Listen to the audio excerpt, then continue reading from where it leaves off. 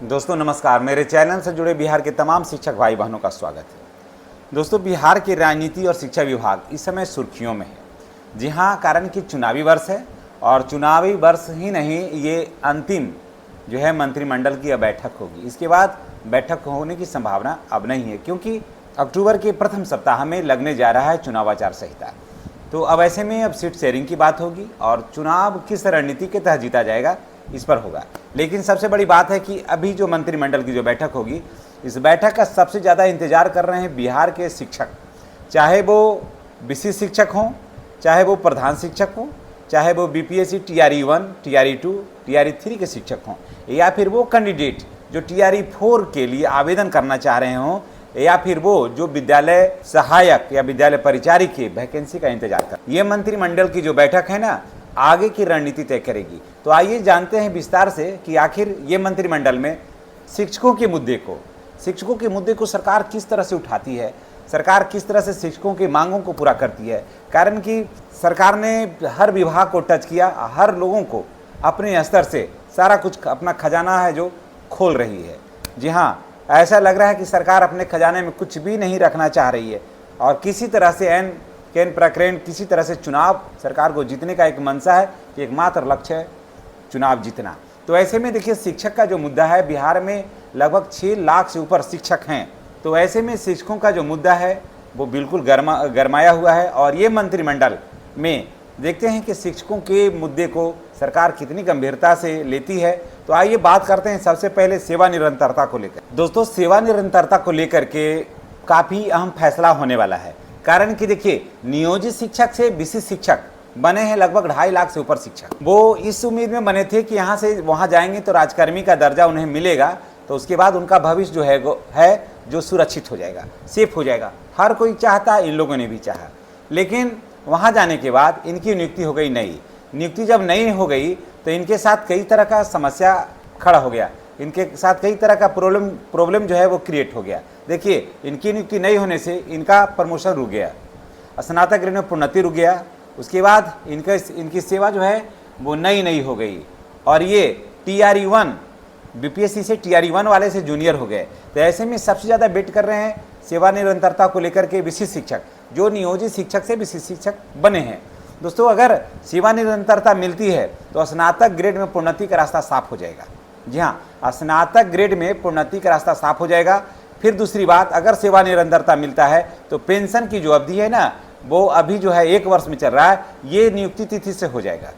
अगर सेवा निरंतरता जुड़ जाती है तो विशिष्ट शिक्षकों का नियुक्ति तिथि से पेंशन जुड़ जाएगा। तो सबसे बड़ा फायदा होगा। उसके बाद इनके सीनियरिटी जो है वो कायम रहेगी और उसके बाद ग्रेजुएटी भी मिलेगा और सारा तरह का सुविधा मिलेगा। अगर नहीं जुड़ता है तो तब तो समझिए कि एकदम सत्यानाश है। यहाँ से नियोजित से विशिष्ट शिक्षक बनना सत्यानाश है। इससे ज़्यादा बेवकूफ़ कोई बना ही नहीं। लेकिन ऐसा होने वाला नहीं है। सरकार के मंत्रिमंडल में ये फैसला होने वाला है कि सेवा निरंतरता शिक्षकों को दिया जाए। वेतन संरक्षण तो साधारण सी बात है, ये तो होना ही है। वेतन संरक्षण, ट्रांसफ़र, ये कोई मांग नहीं है, ये तो होना ही है। वेतन संरक्षण क्यों नहीं होगा? यहाँ से जो लोग वहाँ गए हैं उनको वेतन तो मिलेगा ही मिलेगा। जो नियोजित शिक्षक को मिल रहा था या पूर्व में जो वेतन था वो तो मिलना ही मिलना है, वो कोई नई बात है। और ट्रांसफ़र की जो प्रक्रिया है तो एकदम नेचुरल चीज़ है, वो तो सब दिन चलता है। जब राजकर्मी के हैं तो कभी भी चलता है। लेकिन अभी ये नहीं मांगना है सेवा निरंतरता, और सेवा निरंतरता मिलेगा तभी 8वें वेतन का लाभ मिलेगा विशिष्ट शिक्षकों को। और नहीं तो अगर सेवा निरंतरता नहीं मिलती है तो फिर कुछ नहीं मिलेगा। 8वें वेतन का लाभ तो किसी भी कीमत पर नहीं मिलेगा और जहाँ है वहीं होगा। और उसके बाद देखिए, पेंशन की जहाँ तक बात है तो ओपीएस में 25 वर्ष सेवा होना चाहिए, समझ गए। अगर उसका पूर्ण लाभ आप लेना चाहते हैं तो उसमें सेवा 25 वर्ष होना चाहिए। अगर 25 वर्ष से कम सेवा है तो जा कर के पूछ लीजिए 34,540 वाले का, जो रिटायर हुए हैं उनको कुछ भी नहीं मिला। 2200 रुपया मिलता है पेंशन, समझ गए, 2200 रुपया मिलता है पेंशन। लेकिन अगर मिल रहा है 25 वर्ष हो जाता है अगर, तो ये कब होगा? जब ये पीछे से होगा। सेवा निरंतरता मिलेगा तो पीछे से हो जाएगा, तो भरपूर लाभ है। और पीछे से जब हो जाएगा तो 2003-5 वाले जो भी शिक्षक है, ठीक है, वो 3-4 साल के बाद रिटायर करेंगे या 5 साल के बाद रिटायर करेंगे तो भी 25 वर्ष पार हो जाएगा। और 25 वर्ष जब पार हो जाएगा तो भरपूर पेंशन इनको मिलेगा। समझ गए। तो सेवा निरंतरता का सबसे ज़्यादा बेट कर रहे हैं विशिष्ट शिक्षक। उसके बाद चलते हैं स्नातक ग्रेड में प्रोन्नति का। जैसा कि आप सबों को पता है कि स्नातक ग्रेड में प्रोन्नति के लिए किसी भी कर्मचारी को 12 वर्ष सेवा होना चाहिए, समझ गए। जब 12 वर्ष सेवा हो जाएगा तभी आपका होगा। तो इसके लिए सबसे ज़्यादा जरूरी है सेवा निरंतरता। सेवा निरंतरता मिलने के बाद ही आगे का रास्ता साफ होगा। अगर सेवा निरंतरता मिल जाती है तो जितने भी विशिष्ट शिक्षक हैं उनको पीछे से सर्विस जो है कि जो कंटिन्यूटी है वो ऐड हो जाएगी और इनका सेवा क्या हो जाएगा, 12 वर्ष हो जाएगा। तो 12 वर्ष हो जाएगा तो सारी समस्याओं का ही समाधान हो जाएगा और यहाँ पर स्नातक ग्रेड में प्रोन्नति भी हो जाएगी इनकी। उसके बाद जो स्नातक ग्रेड में प्रोन्नति नहीं लेंगे, कालवत प्रोन्नति देंगे, तो उनको एचएम पद पर या प्रधान शिक्षक पद पर उनका ट्रांसफ़र, वो तबादला भी होगा। तो इस तरह का सारा सुविधा जो है वो आपको मिलेगा। तो उसके बाद देखिए यहाँ पर फिर इंतजार कर रहे हैं पीएससी टीआरई 1 या टीआर 2। बुद्धिमान लोग जो हैं वो ट्रांसफ़र के पीछे नहीं भाग रहे हैं। मैं बहुत सारे अपने छोटे भाई जो बीपीएससी टीआरई 1 या टीआर 2 से आए हैं, मैं बात उनसे मैं किया या करता हूँ तो वो कहते हैं कि सर ट्रांसफ़र का जो मुद्दा है तो झूठ में हवा बनाया जा रहा है। ट्रांसफ़र कोई मुद्दा ही नहीं है, ट्रांसफ़र तो हो ही जाएगा, चुनाव के बाद भी ट्रांसफ़र होगा। लेकिन सबसे ज़्यादा ज़रूरी है साथ में वेतन का लाभ अभी मिलना, उसमें ऐड होना। जब साथ में वेतन में आप अभी ऐड होइएगा तब ना 2026 में, जनवरी 2026 में 8वें वेतन का लाभ मिलेगा। जब अभी ही नहीं जुटेगा तो उसका लाभ, 8वें वेतन का लाभ तो किसी भी कीमत मिलने का तो दूर दूर तक कहीं संभावना नहीं है, किसी कीमत पर नहीं मिलेगा। आप लिख लीजिए। इसलिए बीपीएससी वाले जो शिक्षक हैं वो चाह रहे हैं और प्रधान शिक्षक की 7वें वेतन में जो हैं उनको ऐड किया जाए ताकि 8वें वेतन का लाभ हो। और प्रधान शिक्षकों को भी जो है या फिर नियोजित से जो टीआरई 1, टीआरई 2 में या टीआर 3 में गए हैं वो लोग सेवा निरंतरता का वेट कर रहे हैं कि सेवा निरंतरता मिलेगा। तो बीपीएससी में भी जो लोग गए हैं उनको 100% लाभ होगा। उसके बाद जो प्रधान शिक्षक बने हैं सेवा निरंतरता होगा तो इनको पीछे से काफ़ी फायदा हो जाएगा। टीआरई 1 वाले जो हैं ये वेट कर रहे हैं कि हमें 7वें वेतन में जोड़ा जाए ताकि 8वें वेतन का लाभ मिलेगा। अगर नहीं जोड़ा जाता है तो जानते हैं हम लोग तो इधर कर रहे हैं ना, सबसे ज़्यादा माथा पीटेंगे बीपीएससी टीआरई 1 या टीआर 2 से नौजवान जो बच्चे आए हैं, जो उन लोग उनको कम से कम 15 से 20 हज़ार रुपया का प्रति महीना लॉस हो जाएगा। जी हाँ, 15 से 20 हज़ार रुपया प्रति महीना लॉस हो जाएगा, जो कि ये बहुत बड़ी एक शिक्षक के लिए जो सिर्फ वेतन पर ही जीता है, उसके सिवा कोई उसके पास कोई धंधा नहीं है, कोई रोजगार नहीं है, किसी तरह का कोई इनकम नहीं है नौकरी में रह करके 15 से 20 हज़ार रुपया कम हो जाना, नहीं कम मिलना, इतनी बड़ी बात नहीं है।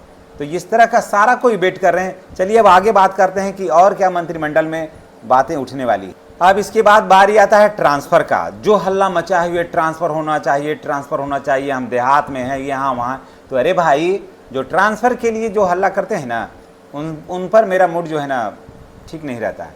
अरे ट्रांसफ़र अभी नहीं मांगिए, लेकिन सरकार ट्रांसफ़रें दे रही है सरकार, क्योंकि ट्रांसफ़र देने में सरकार को कोई परेशानी नहीं है। लेकिन अभी डिस्ट्रिक्ट दे देगी, विद्यालय हो सकता है कि बाद में मिलेगा, कारण कि चुनाव भी है। तो फिर ट्रेनिंग कब करिएगा, कहाँ करिएगा ट्रेनिंग, चुनाव संपन्न कैसे कराइएगा? क्योंकि अब जो भी बच्चे आए हैं वो सारा कुछ सीखेंगे, नए भी हैं तो उन सबको सीखना भी है, जानना भी है। तो ट्रांसफ़र हो जाएगा और सबको मनमाफिक ट्रांसफ़र हो जाएगा। इस चीज़ को जान लीजिए, जो जिला दिए हैं ना वहाँ ट्रांसफ़र आपका हो जाएगा और मनमाफिक ट्रांसफ़र हो जाएगा। इसलिए ट्रांसफ़र की चिंता ज़्यादा नहीं करिए। और अंतर बकाया राशि जो है, जो विशिष्ट शिक्षकों को 15,000 12,000 पेमेंट कम मिल रहा है, उनका अंतर बकाया राशि जो है उसकी घोषणा हो जाएगी। ये तो इसी में हो जाना है। तो इसलिए 2-3 दिन का जो मंत्रिमंडल का जो बैठक होगा ये बहुत महत्वपूर्ण है, कारण कि इसमें सारे विभागों के लिए, सारे लोगों के लिए मुख्यमंत्री ने अपना पिटारा खोला है। सबको बिहार का पूरा खजाना दिल खोल करके उड़ाया है। देखिए, अभी विकास मित्रों को मिलेगा 25,000 रुपया टैब खरीदने के लिए, शिक्षा सेवकों को मिलेगा 10,000 रुपया मोबाइल खरीदने के लिए, स्टेशनरी का खर्च इनका बढ़ गया। उसके बाद उन लोगों को मोटरसाइकिल से जाते हैं, उनका पेट्रोल का खर्चा मिला। सिर्फ नहीं मिला तो शिक्षकों को, विकास मित्र उसी पंचायत के हैं, चारों तरफ दौड़ते हैं तो उनको तेल का खर्च है, और शिक्षक वहीं जाते हैं तो उनको कुछ भी नहीं है। ये सब चीज़ सोचने का है। अब देखिए इस चुनावी वर्ष में सरकार क्या मुद्दा उठाती है, ये 1-2 दिन में पता चल जाएगा। अगर सेवा निरंतरता सरकार देती है तो सेवा निरंतरता से बहुत सारे लोगों का रास्ता खुल जाएगा, सारे लोगों का रास्ता खुलेगा। और अगर नहीं देती है तो आगे का रास्ता बहुत कठिन होगा, लेकिन ऐसा कठिन लग नहीं रहा है क्योंकि सरकार सेवा निरंतरता देने के मूड में है। अब देखिए, शिक्षकों को आशा में हाथ लगती है या निराशा, लेकिन ट्रांसफ़र तो होगा ही होगा। अंतर बकाया राशि का भुगतान बिल्कुल होने ही वाला है, इधर ही हो जाएगा, चुनाव से पहले ही हो जाएगा अंतर बकाया राशि का भुगतान। और सेवा निरंतरता जो है ये एक ऐसी मांग है जिसे शिक्षक जो भी हैं गए हैं वहाँ, वो सारा लोग बहुत बेसब्री से इंतज़ार कर रहे हैं। नहीं तो जो विशिष्ट शिक्षक हैं उनके सारे अनुमानों का गला घोट दिया जाएगा। और अभी सबसे आराम से हैं नियोजित शिक्षक, जिससे किसी तरह का उनको कोई टेंशन नहीं है। सारा लाभ जो है इस पद पर रहते हुए मिल रहा है उनको। दोस्तों, इस संबंध में क्या कहना है? क्या सेवा निरंतरता के हमारे शिक्षक भाई बहन करीब हैं या सेवा निरंतरता उनसे अभी काफ़ी दूर है? कमेंट करके बताइएगा। इन्हीं बातों के साथ मैं आपसे विदा लेता हूँ, इस उम्मीद, इस भरोसे के साथ कि इस मंत्रिमंडल के बैठक में आप लोगों को सेवा निरंतरता मिले, ताकि आप जिस उद्देश्य से वहाँ गए हैं वो उद्देश्य जो है सफल हो और सार्थक हो। धन्यवाद। चैनल को सब्सक्राइब कर लीजिएगा।